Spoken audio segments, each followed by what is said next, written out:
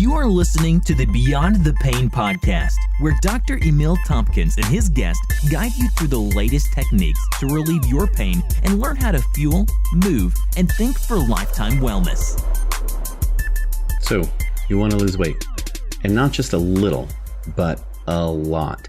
You talk to the people around you who give you different pieces of advice. Maybe go vegan or high carb or low carb or ketogenic or paleo or run marathons. The list can go on and on and on. But what you may want to try is listen to the people that have actually lost lots of weight. Nothing like advice from people who really achieve the goals you're after. And actually, this is a really interesting article that I was reading that just got information from people who actually did it. And I'm gonna read you kind of their information and how much weight they lost and just some of the things that they recommend. And what's interesting is as you go through, these are just regular recommendations from regular people. But when we go back and actually look at these recommendations, they are what your doctor would recommend to you to do. And we'll go over that here. So number one, Sarah lost 63 pounds. And she says, I woke up late and was only able to fit in a 25-minute high intensity interval training. But you know what? I'm glad I got off my butt, or got my butt out of bed and did something. In this journey, you're going to find that it's the little things that add up.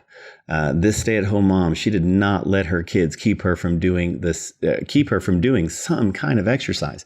Even if it's just a few minutes, it's consistency that's the key in helping you to continue on a positive path towards a healthy weight. David Garcia lost 160 pounds. Says, I've figured out how to combat my biggest weakness, my attitude. Every prior diet derailed after making poor food choices because I would think, well, there goes my diet today, so I should just eat whatever I want and I'll get back on track tomorrow. And then I'd stretch tomorrow to maybe next week or next month or next year. So now I eliminate temptation wherever I can. I keep lots of healthy options at home, so I never feel stuck eating the same thing. Now, this is a great tip. Keep your mind in control. Make sure that you have healthy things around nearby also to help keep you on track. Because if you don't, your mind can get away from you. And honestly, willpower doesn't really exist. We talk about having willpower and having this amazing supernatural ability to resist things that are bad for you and only do the things that are good for you. The problem is, and I'll use myself as an example, as someone who wants to live healthy and tries to live healthy.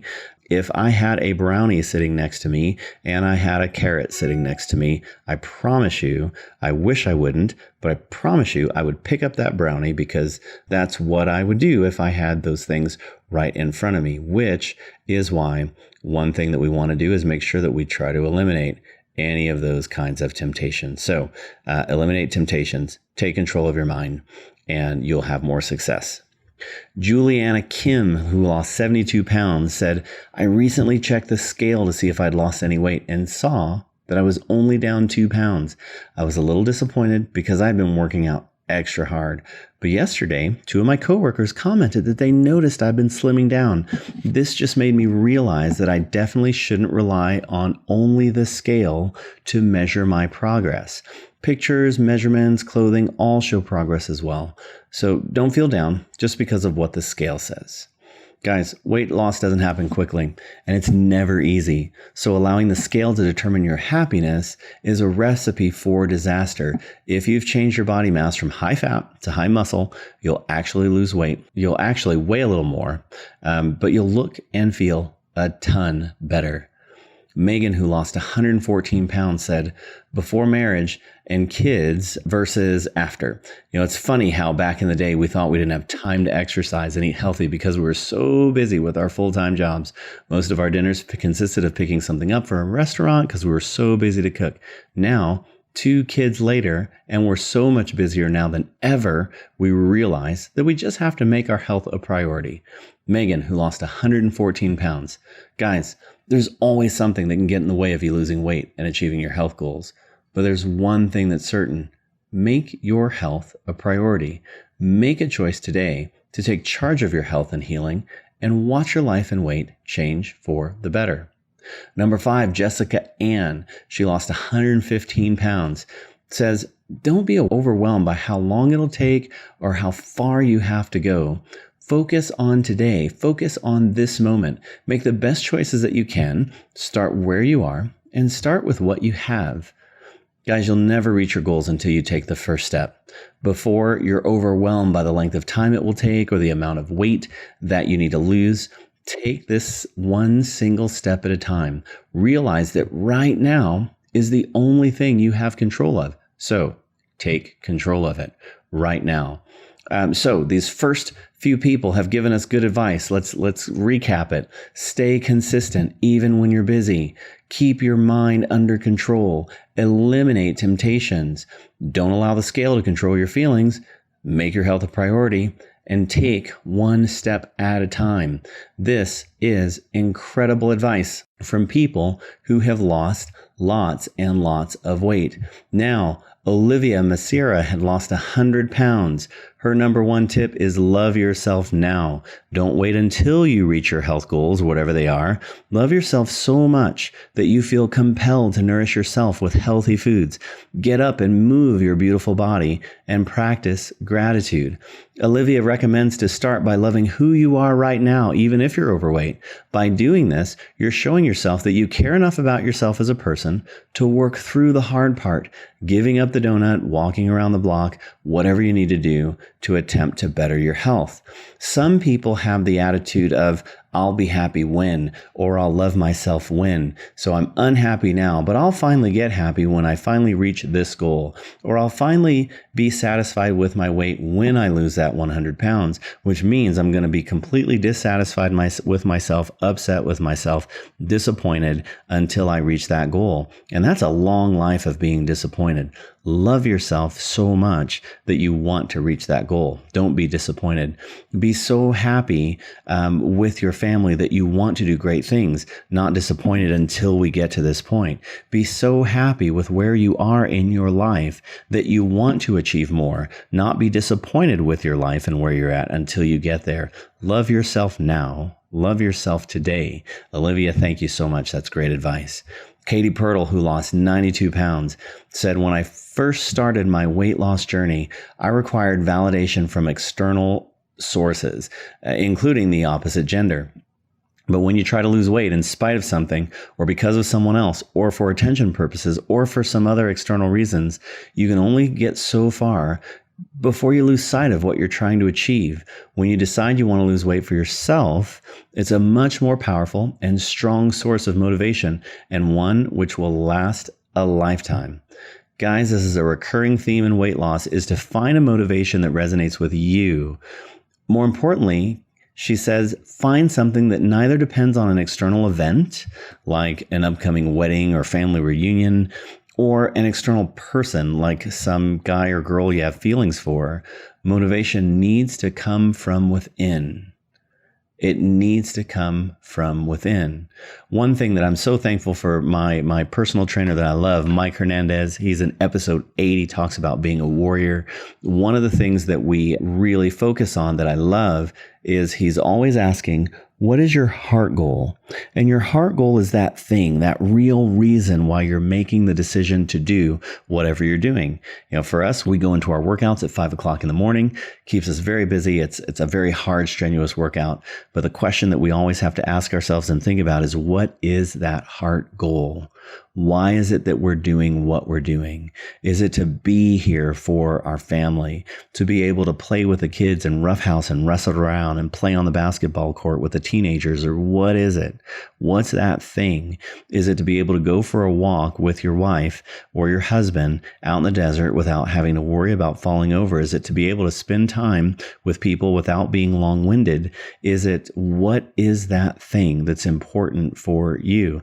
Figuring out that heart goal, taking the steps towards achieving that heart goal is what's going to make a huge difference in you, your health, and your success. Next, Haley Smith lost 115 pounds. She says, we finished a race each month for the last 6 months, and we want to make it a full year of monthly races. We actually plan a vacation, and in the booking, we decided to register for a 5K. It's odd because a year ago, I would have laughed at the thought of running on vacation or even running for fun. Haley and her now husband have 2 weight loss tips. First, they make small goals, small monthly goals, one of which includes running a race. When you work towards small goals, it makes the larger picture so much less daunting. Secondly, they work out together, which is actually scientifically proven to help you lose weight. One medicine and science and sports and exercise study discovered that participants who were challenged by a workout buddy performed better. And other studies have found that shaping up with a partner results in greater weight loss than when you sweat alone. So even if you're not into running 5Ks every month, just hitting the gym with a friend or a spouse can be just as fun and just as effective. One more. Laura Misatich, 115 pounds. She says that there isn't an easy answer, a quick fix, or a magic pill. There isn't a simple solution. I just stopped making excuses. I stopped justifying destroying my body, my health, and my quality of life with hollow and empty excuses. I don't have a simple solution for you. I have the cold and honest truth. Guys, it requires work, and anyone can do that. Bad eating habits caused Laura's weight to spike to 304 pounds. It eventually led to thyroid issues. Ultimately, she was able to lose 115 pounds by replacing junk food with real foods like chicken, fish, and whole veggies, and adopting an intensive fitness program of weightlifting and cardio. Not once has she said her 2-year journey was easy. In fact, as she explains above, it takes a lot of hard work. But luckily, everyone has the capacity of hard work. You just have to tap into it. So let's go back. Number 1, realizing there just isn't a quick fix. It's not easy.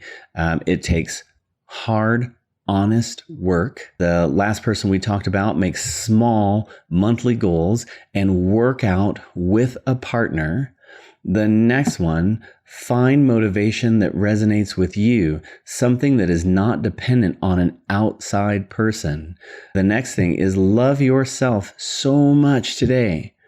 Love yourself so much today that you're going to make this change because you love yourself so much, not that I'm going to be so upset with myself until I reach that goal. So do the things that we had mentioned before, staying consistent, keeping your mind under control, eliminating temptations, don't allow the scale to control your feelings, make your health a priority, take one step at a time. Those are some steps that you can take to achieve real and long-lasting health, real and long-lasting weight loss. Guys, at Tompkins Family Chiropractic, we offer a nutrition protocol that can help you to achieve greater health, but it'll also help you to lose weight and can help you to lose lots of it. For more information on how this program can help you, come to our seminar where we can teach you how to make choices that'll help you lose weight and introduce our program that has made a big difference in the health of so many people before you. Click the link in the show notes to find out more about that. Guys, hope you have a great day, and we'll see you soon.